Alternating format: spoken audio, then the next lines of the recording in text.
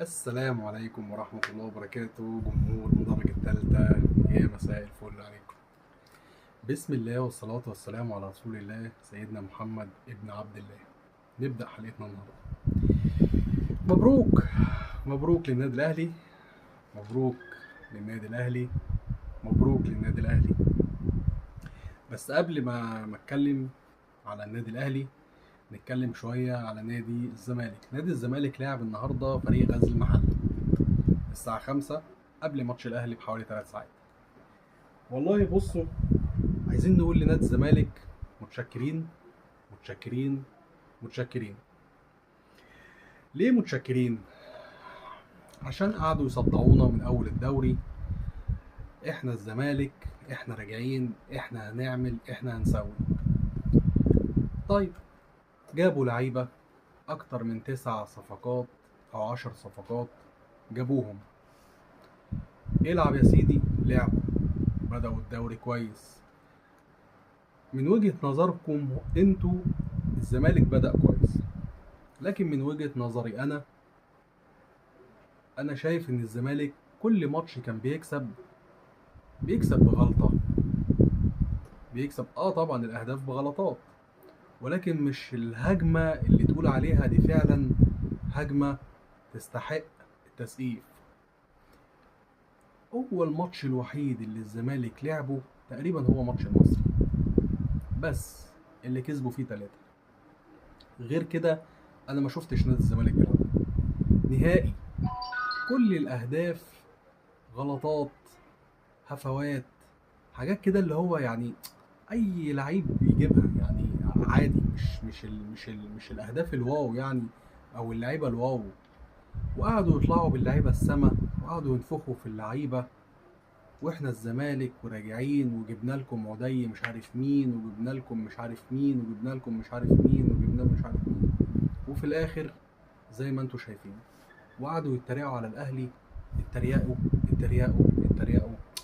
مركز 16، اصل المركز الاخير، اصل انت فين مش شايفك، اصل انا مش سامعك، اصل انا مش حاسك. الحاجات دي كلها الحاجات اللي احنا كنا بنعملها فيهم كل سنه يعني. ما علينا، قلنا ماشي يا سيدي ماشي، بس يخليك فاكر ساعة ما الاهلي يرجع ما تجيش تقول ايه المسرحية 100 100 وقلتها لكذا حد عندي. طيب الزمالك النهاردة تقريبا عمل اللي انا قلته الاهلي كان بيعمله الفترة الاخيرة، اللي هو ايه بقى؟ ان الزمالك غير كتير قوي النهارده، مش كتير في اللعيبه، بس اللي هو ايه، كل ما بتغير في اللعيبه كل ما الشكل بيبقى اوحش. لازم اللعيبه تفضل مع بعض اكبر وقت ممكن عشان تفهم بعض، يفهموا لعب بعض. بالنظره هيعرفوا هو اللعيب ده فين واللعيب ده فين، وبالتالي هلعبه. لكن تغير لي بتاع مثلا 4 5 لعيبه في الملعب، اكيد هيبقى في اختلاف، اكيد هيبقى في اختلاف. هو ده اللي حصل النهارده، وهو ده اللي خلى الزمالك يتعادل النهارده. على الرغم ان لعيبه الزمالك مش دون المستوى، انا قلت لكم لعيبه الزمالك دون المستوى نهائي نهائي نهائي، واخرهم شيكو معزه بس هنتكلم عليه بعدين. المهم احنا بنقول للزمالك شكرا ان هو رجع الاهلي لمكانه. الزمالك هو اللي رجع الاهلي لمكانه، ولا الاهلي هو اللي لعب وحس ان الجمهور ضاغط عليه وحس ان مش مكان الاهلي؟ ها، ده ولا ده؟ قولوا لي انتوا بقى. المهم، طيب مين السبب في اللي الزمالك عمله، او اللي الزمالك بيعمله، او اللي بيحصل للزمالك؟ مين السبب؟ اللعيبه ولا المدرب؟ انا من وجهة نظري مجلس الاداره هو السبب. مجلس الاداره قعد ينفخ في اللعيبه وينفخ في المدرب، واحنا جايين واحنا راجعين وهنفتح بلاد مش عارف ايه، وهنعمل ايه وهنجيب.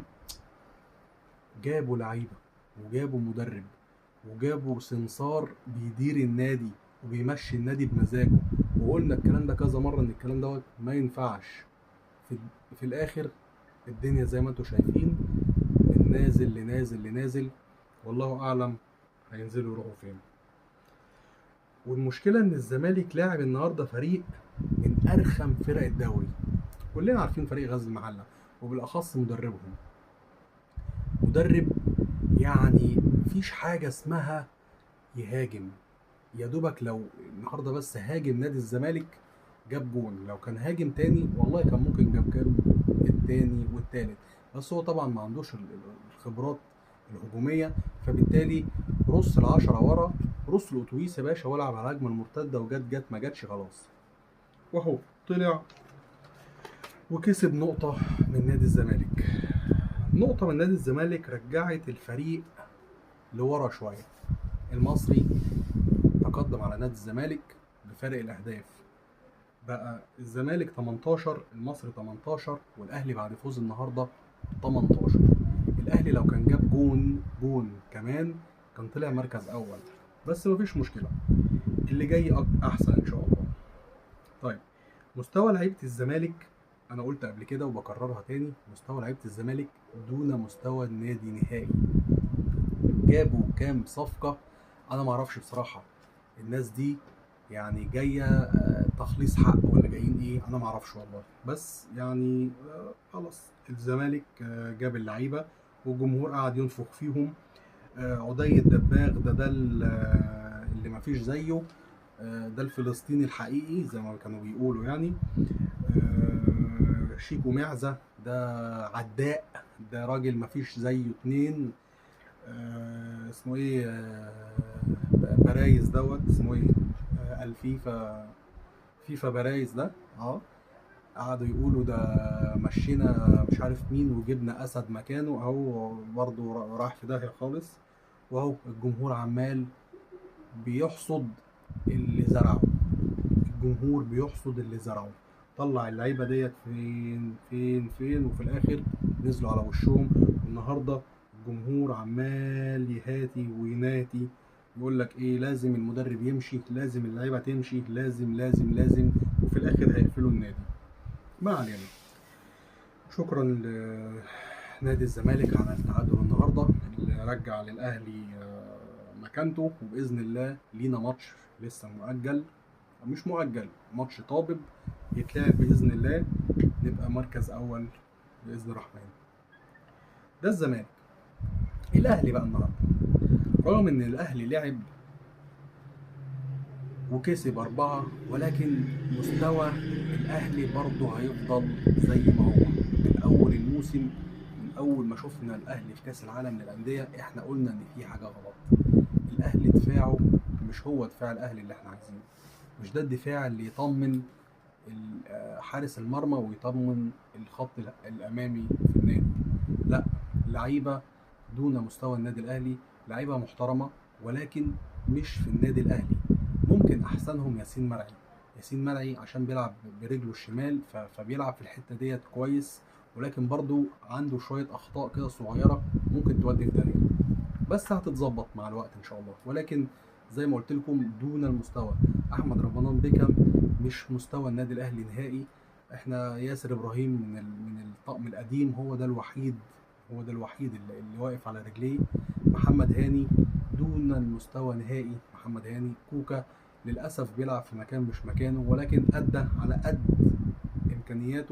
امكانياته. على فكره عاليه جدا، ولكن في خط النص، مش في المكان دوت نهائي، عشان ده عايز مدافع عارف وبيطلع ازاي بالكوره وبيغطي ازاي في المكان ده، ولكن كوكا مش مكانه نهائي باك الشمال. نطلع لقدام شويه، مروان عطيه الى حد ما كان من احسن اللعيبه النهارده، ولكن برضه ناقصه حته ان هو يشوط على الجون. محمد علي بن رمضان لسه ما جابش مستواه، هو النهارده كان احسن شويه من الماتش اللي فات الى حد ما، ولكن برضه لسه عنده كتير قوي. احسنهم النهارده تقريبا في الجزء الامامي كان بن شرقي النهارده جاب جون لا اروع ولا احسن من كده، من فاول كويس جدا جدا جدا. هو الوحيد تقريبا اللي كان بيلعب في المكان دوت من هنا او الناحيه الثانيه. زيزو النهارده عمل اسيست كويس جدا، عرضياته كانت حلوه قوي، ولكن لسه برضه عشان ما بيلعبش في مكانه الا بعد ما حسين الشحات اتصاب ورجع مكانه على الطرف اليمين، فادى كويس ولعب كويس، ولكن برضه لسه لسه ما شفناش زيزو بانطلاقاته ولا عرضياته ولا تصويره على المرمى. محمد شريف النهارده رغم ان هو جاب جون، ولكن برضه مش محمد شريف اللي يخوف الدفاع، او كان دوت يعني كان بيخوف كل الدفاعات تقريبا اللي كان بيلعب قصادها. لسه محمد شريف ما جابش مستواه، ولكن اللي جاي احسن ان شاء الله. مين تاني؟ محمد طاهر لما نزل الى حد ما شويه، هو وقفشه وديانج برضو لسه عنده غلطات. ديانج لسه برضو عنده غلطات في الاستلام والتسلم. انا مش عارف هيعلموا اللعيب امتى موضوع الاستلام والتسلم دوت، ولكن الحمد لله ان الاهلي النهارده فاز، رغم ان هو جه في جونين كارثه كارثه كارثه. الفريق لسه صاعد، انا ما اعرفش ازاي جابوا جونين في اقل من 10 دقايق، ولكن دفاع الاهلي فيه مصيبه ولازم تتحل في التوقف اللي جاي، او على الاقل في يناير اللي جاي دوت يكون فيه باك يمين، في مساك، وخلاص بقى داري يشوف له مكان يروحه، واحمد رمضان بيكهام يشوف له مكان يروح. كده احنا خلصنا النهارده. شكرا نادي الزمالك، شكرا جمهوره. نلتقي في الماتشات اللي جايه ان شاء الله، وباذن الرحمن الاهلي كسبان. سلام عليكم.